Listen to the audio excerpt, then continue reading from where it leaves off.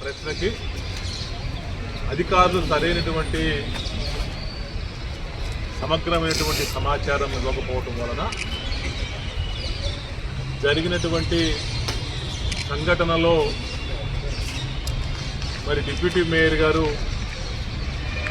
2-3 సార్లు మీరు ఇచ్చినటువంటి సమాధానం కరెక్ట్ కాదు, పరిపాలన పరంగా ఈ సమాధానం ఇవ్వలేకపోతున్నాము అనేటువంటి ధోరణిలో మీరు సమాధానాన్ని ఇవ్వటం జరిగింది. ఒక గౌరవ సభ్యుడు అంటే కౌన్సిల్లో గౌరవ సభ్యులుగా ఎవరైతే ఉన్నారో కార్పొరేటర్లు కావచ్చు, కౌన్సిల్ సభ్యులు కావచ్చు, శాసన సభ్యులు కావచ్చు, శాసన మండలి సభ్యులు కావచ్చు, పార్లమెంట్ సభ్యులు కావచ్చు, ఎవరైతే సభ్యులుగా ఉన్నారో వాళ్ళు ఎటువంటి ప్రశ్నైనా సరే ఎజెండాలో లేవనెత్తితే వాళ్ళు లేవనెత్తినటువంటి ప్రశ్న ఏదైతే ఉందో ఆ ప్రశ్నకి పూర్తి స్థాయిలో సమాధానం చెప్పవలసినటువంటి బాధ్యత సంబంధిత అధికారులపై ఉండేటువంటి పరిస్థితి, అది చట్టం కూడా. కానీ మొన్న సభ్యుడు అడిగినటువంటి క్వశ్చన్కి వాళ్ళు సరైనటువంటి సమాధానం ఇవ్వకపోగా సభని అగౌరవపరిచే విధంగా, సభని పక్కదోవ పట్టించే విధంగా ఈ యొక్క సమాచారం పరిపాలనా సౌలభ్యం కోసం మేము ఇవ్వలేకపోతున్నాము అనేటువంటి గూఢార్థం వచ్చే విధంగా ఆ రోజు సమాధానం చెప్పటం వల్ల ఆ రోజు డిప్యూటీ మేయర్ గారు, మీరు ఇంతమంది ప్రజాప్రతినిధులు ఉన్నారు, 10 లక్షల మంది జనాభా ఎన్నుకోబడినటువంటి ప్రజాప్రతినిధులు, వీళ్ళు పబ్లిక్ రిప్రజెంటేటివ్స్, మీరు పబ్లిక్ సర్వెంట్స్ అనేటువంటి మాటలు వారు మాట్లాడుతూ గౌరవ సభ్యులందరినీ అగౌరవపరిచే విధంగా మీ సమాధానం ఉంది, ఏదైనా తమాషాగా ఉందా అని చెప్పేసి ఆ రోజు డిప్యూటీ మేయర్ గారు మాట్లాడటం కూడా జరిగింది. ఆ రోజు కమిషనర్ గారు ఒక అధికారి అయ్యుండి, ఒక ఐఏఎస్ అధికారి అయ్యుండి, రెవెన్యూ విభాగంలో మున్సిపల్ అడ్మినిస్ట్రేషన్లో పనిచేసేటటువంటి అనుభవం ఉండి, నేను ఆ రోజు కౌన్సిల్ అయిపోయి వాయిదా పడిన రోజు సాయంత్రం చెప్పా, పత్రికల వాళ్ళందరూ కూడా ఆ రోజు నా దగ్గర వాయిస్ తీసుకున్నారు. ఆ రోజు నేను చెప్పా ఏమని, కమిషనర్ గారు ఇలాంటి చేయటం తగదు, అనుభవమైనటువంటి వ్యక్తి, పరిపాలన మీద పూర్తిగా అవగాహన ఉన్నటువంటి వ్యక్తి, ఇలాంటి చేయటం తగదు అని చెప్పేసి ఆ రోజు ఏదైతే చెప్పామో ఈ రోజు వరకు కూడా ఆయన ఆ మాటకు పూర్తి స్థాయిలో విరుద్ధంగా వ్యవహరిస్తున్నటువంటి పరిస్థితి ఇక్కడ స్పష్టంగా కనపడతా ఉంది. ఎందుకంటే యాజ్ ఎ చైర్లో కూర్చున్నటువంటి చైర్పర్సన్గా, యాజ్ ఎ మేయర్గా అక్కడ సభ్యుడికి కమిషనర్ గారికి జరిగినటువంటి వాదనలో ఏదైనా సరే తప్పులు దొర్లితే కమిషనర్ గారు అధ్యక్ష స్థానంలో ఉన్నటువంటి నాకు సమాచారం ఇవ్వాల్సినటువంటి బాధ్యత కమిషనర్ గారిపై ఉంది. కానీ కమిషనర్ గారు ఆ రోజు ఆయన చేతిలో ఉన్నటువంటి మైకుని, అంటే నాకు కమిషనర్ గారు ముందు కూర్చొని ఉంటారు కాబట్టి ఆయన ఫేస్ నాకు కరెక్ట్గా క్లియర్గా కనపడదు కాబట్టి, నాకు ఏం జరిగిందో కరెక్ట్గా విజువల్స్ కరెక్ట్గా కనపడవు కాబట్టి నేను సరిగ్గా చూడలా.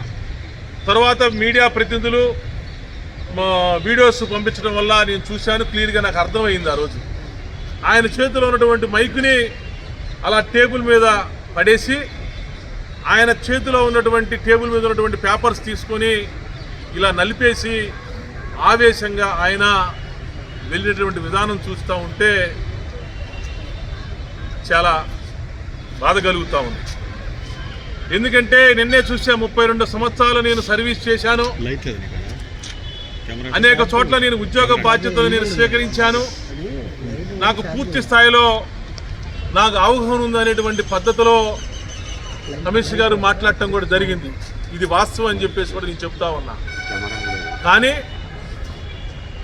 ఆ రోజు జరిగినటువంటి సంఘటనలో గౌరవ సభ్యుడు కానీ ఏమైనా అన్నప్పుడు మీకు కానీ అవమానం జరిగితే, మీకు కానీ బాధ కలిగితే అధ్యక్ష స్థానంలో ఉన్నటువంటి నాకు ఆ రోజు సమాచారం ఇవ్వాల్సినటువంటి బాధ్యత, లేకపోతే నా దృష్టికి తీసుకురావాల్సిన బాధ్యత ఉన్నది అని చెప్పేసి చట్టంలో మీకు తెలియదా కమిషనర్ గారు అని చెప్పేసి కూడా నేను కమిషనర్ గారు నేను అడుగుతా ఉన్నాను. ఇప్పుడు ఎందుకంటే నేను చూస్తూ ఉన్నాం శాసనసభలో కానీ రాజ్యసభలో కానీ ఇలాంటి లోకల్ బాడీస్లో ఉన్నటువంటి మీటింగులప్పుడు మేము చూస్తూ ఉంటాం. ప్రతిపక్ష పార్టీల వాళ్ళు, అధికార పార్టీ వాళ్ళు, అధికారులు కొంత డిస్కషన్ జరుగుతూ ఉన్నప్పుడు, కొంత ఆవేశాలకు లోనైనప్పుడు సభని ఒక 10 నిమిషాలు లేకపోతే ఒక పావు గంటో ఒక అరగంటో సభని వాయిదా వేసేటువంటి పరిస్థితి ఉంటుంది. మీరు అదే తరహాలో నేను ఇక్కడ ఆవేశాలకు లోనైనటువంటి పరిస్థితులు కనపడతా ఉన్నాయి. ఇది కొంత చల్లార్చాలనేటువంటి ఉద్దేశంతో నేను ఒక అరగంట పాటు సభని వాయిదా వేసి నేను బయటికి వెళ్ళటం కూడా జరిగింది. అది మీ అందరికి కూడా తెలుసు. నేను వెళ్ళిన తర్వాత అరగంట సమయం అయిపోతూ ఉంది, సభను తిరిగి ప్రారంభించాలి అని చెప్పేటువంటి ఉద్దేశంతో కమిషనర్ గారికి నేను 2 సార్లు నేను ఫోన్ చేశాను. ఎన్నిసార్లు? 2 సార్లు నేను కమిషనర్ గారికి స్వయాన నేను ఫోన్ చేశా. సార్, సభను మళ్ళీ తిరిగి ప్రారంభిద్దాం, ఎన్నో సమస్యలు చర్చించవలసినటువంటి అవసరం ఉంది. 20వ తారీఖు జరిగినటువంటి సమావేశం వాయిదా రూపేణ మళ్ళీ 4వ తారీఖు వచ్చింది. ఎన్నో సమస్యలు ఉన్నాయి. సుమారు 130 కోట్ల రూపాయల అభివృద్ధి కార్యక్రమాలకు సంబంధించినటువంటి ప్రతిపాదనలు ఉన్నాయి. అభివృద్ధికి సంబంధించినటువంటి చర్చ జరగాలి, వీటన్నిటిపై చర్చ జరగాల్సిన అవసరం ఎంతైనా ఉంది అని చెప్పేసి నేనే ఈ 2 అంశాలపైన కలెక్టర్ గారు విచారణ చేస్తా ఉన్నారు. మేయర్ గారు చెప్పిన విధంగా నాకు సంబంధించినటువంటి వ్యక్తిగత సిబ్బంది అయితే ఎవరున్నారో, అటెండర్ కావచ్చు, ఒక పిఆర్ఓ కావచ్చు, డ్రైవర్ కావచ్చు, మేము మాకు సంబంధించినంత వరకు గతంలో ఉన్నటువంటి డిప్యూటీ మేయర్లకి ఎటువంటి ఫెసిలిటీస్ ఇచ్చారో అవి మాత్రమే ఇచ్చారు. గతంలో ఇచ్చినటువంటి డిప్యూటీ మేయర్లకి రెంట్ అలవెన్స్ ఇచ్చారు, నాకైతే రెంట్ అలవెన్స్ కూడా లేదు. ఒక ఆయిల్ స్టాఫ్ మాత్రమే ఇచ్చారు తప్పనిచ్చి ఒక్క పర్సన్ కూడా మేము అదనంగా తీసుకున్నటువంటి దాఖలాలు లేవు. కేవలం ఇది ప్రజా ప్రయోజనాల కోసం మాత్రమే వారిని ఉపయోగించాం తప్పనిచ్చి మా వ్యక్తిగతానికి సంబంధించినటువంటి ఒక 2 రూపాయల టీ కూడా తెప్పించినటువంటి దాఖలాలు వాళ్ళతోడని చెప్పి సందర్భంగా తెలియజేసుకుంటూ, కమిషనర్ గారు తను ఒక నియంతలాగా పోకడలు పోతూ, వాస్తవ పరిస్థితులు నేను ఒక ఐఏఎస్ ఆఫీసర్ని, ప్రజా ప్రయోజనాలు కాబట్టి ప్రజాప్రతినిధులు తెచ్చేటువంటి అంశాలని నేను పరిష్కరించాలన్నటువంటి విచక్షణ ఆలోచనలు మాని ఆయన ఎక్కడా ఒక నోటీస్ లేదు, ఎక్కడ మాకు ఒక ఇంటిమేషన్ లేదు. వితౌట్ ఇంటిమేషన్, వితౌట్ నోటీసు మా దగ్గర గతంలో ఉన్నటువంటి సిబ్బందిని తీసివేసేటువంటి అధికారం ఆయనకి ఎవరిచ్చారని నేను అడుగుతా ఉన్నాను. మీరు ఏదైనా ఉంటే సిస్టంలో రూల్ ప్రకారంగా మా నోటీసులు పంపించండి, దానికి మేము రిప్లై ఇస్తాము.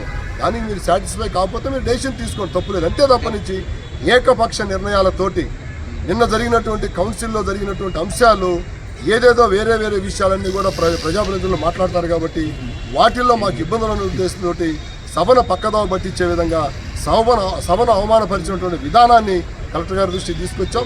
కలెక్టర్ గారు సానుకూలంగా స్పందించారు. కాబట్టి నేను ఏదైతే 2 విషయాలు చెప్పానో, ఒకటి వాస్తవాలు వెలుగులోకి రావాలి, 4వ తారీఖు జరిగిన అంశాలు. 2 బుడమేరుకు సంబంధించినటువంటి ఆర్థిక లావాదేవీల్లో అవకతవకల విషయం పైన విచారణ జరిపించాలని చెప్పి కలెక్టర్ గారిని కోరటం జరిగింది. కలెక్టర్ గారి దగ్గర నుంచి సానుకూలంగా సమాధానం వచ్చిందని చెప్పి ఎదురు చూస్తూ ఉన్నాము. దీనిపైన త్వరలోనే మళ్ళా కూడా ఇంకోసారి మేము స్పందించేటువంటి సమయం వచ్చినప్పుడు మళ్ళా స్పందిస్తామని చెప్పి సందర్భంగా తెలియజేస్తాం. కలెక్టర్ గారిని కలవటం, కలెక్టర్ గారిని కలిసినటువంటి అంశం ఏంటంటే, 4వ తారీఖు కమిషనర్ గారు నాకు అవమానం జరిగింది, నన్ను అవమానకరంగా డిప్యూటీ మేయర్ గారు మాట్లాడారని చెప్పి మాట్లాడినటువంటి మీడియా ద్వారా తెలుసుకున్నాము.